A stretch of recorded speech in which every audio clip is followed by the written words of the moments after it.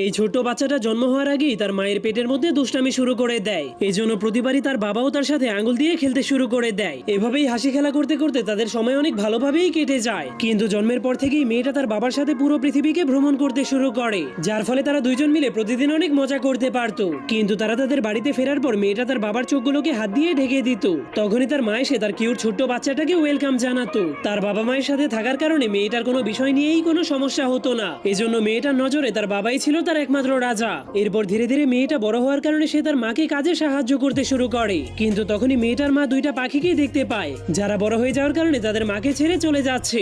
এই জন্য সে অনেক ভয় পেয়ে ভাবতে শুরু করে তার মেয়ে বড় হয়ে গেলে তাদেরকে ছেড়ে চলে যাবে। এর কয়েক বছর পর মেয়েটা যখনই অনেক বড় হয়ে যায় তখনই সে লুকিয়ে লুকিয়ে তার মায়ের মেকআপ করতে শুরু করে দেয়। কিন্তু এসব দেখার পর তার মা তাকে জোর করে বাচ্চাদের মতো চুল বেঁধে দেয়। কিন্তু মেয়েটা এখন আর এভাবে চুল বাঁধতে একদমই পছন্দ করে না। কিন্তু এর কয়েক বছর পর মেয়েটা আরো বড় হয়ে গেলে তার একজন জাদুকরের সাথে ভালো